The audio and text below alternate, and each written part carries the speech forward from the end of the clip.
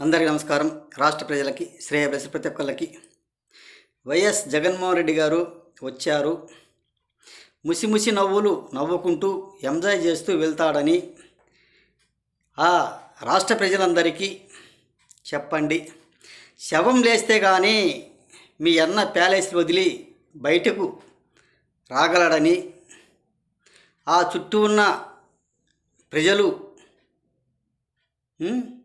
మాత్రం గ్రహించండి, నిరూపించుకోండి.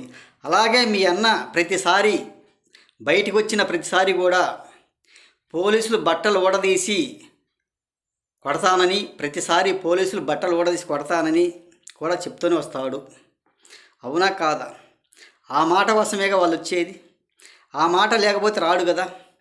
ఈ చుట్టూ ఉన్న ప్రజలు కూడా కొంచెం గుర్తుంచుకోండి. ఏది ఏమైనా ఆయన బట్టలు ఊడదీసి కొడతాను అని ఆ మాట కోసం వస్తాడే కానీ వాళ్ళు ప్రతిసారి కూడా ఆయన ప్రభుత్వం ఉన్నప్పుడు కూడా వాళ్ళకల్లే సహకరించారా లేరా, వాళ్ళకల్లే అనుకూలంగా ఉన్నారా లేరా ఒక్కసారి తెలుసుకోండి. ఆయన మాట తీరు ఏది ఏమైనా నేను ఎందుకు వచ్చాను, ఏం పనికి వచ్చారు, నాకు ఏం దొరికితే వస్తుందో నేను రాష్ట్ర ప్రజలలోకి, నాకు శవం దొరికితేగా నేను రాలేకపోతున్నాను, శవాన్ని అట్టం పెట్టుకుని వస్తున్నాను, ఇది అనడం మంచిదా ఒక్కసారి చెప్పండి. శవం లేస్తే కానీ మనుషులలో కనిపించడం లేదు, శవం దొరికేదాకా ప్యాలెస్లలో పడుకొని ఉంటున్నాను. ఒక్కసారి తెలుసుకోండి. ఏది ఏమైనా రాష్ట్ర ప్రజలు, ఏది ఏమైనా ఎవరు వస్తే వాళ్ళ దగ్గరికి పరిగెత్తుకుంటూ వెళ్తారు. మన రాష్ట్రం గురించి ఆలోచించండి. జనాలు ఏంటంటే ఓటుకు డబ్బులు ఇస్తే వెళ్తున్నారు, లేకపోతే వెళ్ళటం లేదు. ఒక సీపు లిక్కరుకో, ఒక బిర్యానీ ప్యాకెట్లకో ఎంజాయ్ చేయటానికి మాత్రం పోతున్నారు, అవి తినటానికి.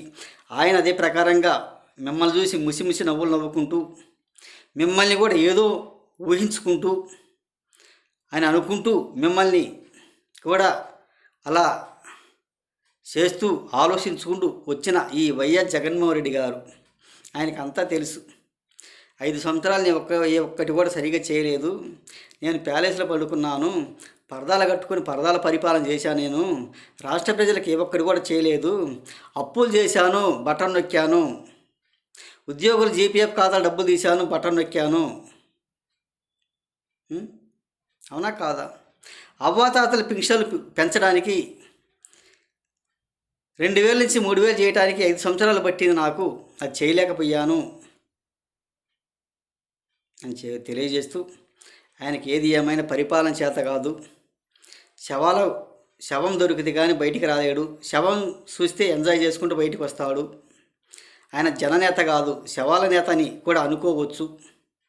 కొంచెం తెలుసుకోండి. ఏది ఏమైనా ఇటు మూర్ఖత్వంగా ఉండి మన రాష్ట్రాన్ని ఎంత సర్వనాశనం చేశాడో, ధరలు విపరీతంగా పెంచి ఎంత నాశనం చేశాడో రాష్ట్ర ప్రజలు కొంచెం తెలుసుకోవాల్సిందిగా కొంచెం ఆలోచించుకోండి. ఏది ఏమైనా ఆయన వచ్చాడని సంకలు ఎగురేసుకుంటూ ఉంటే ఆయన ముసి నవ్వులు నవ్వుకుంటూ, వీళ్ళు కొత్త పనికి మాలిన వాళ్ళు, కొత్త ఎదవల కింద కూడా లెక్కేసుకుంటాడు ఆయన.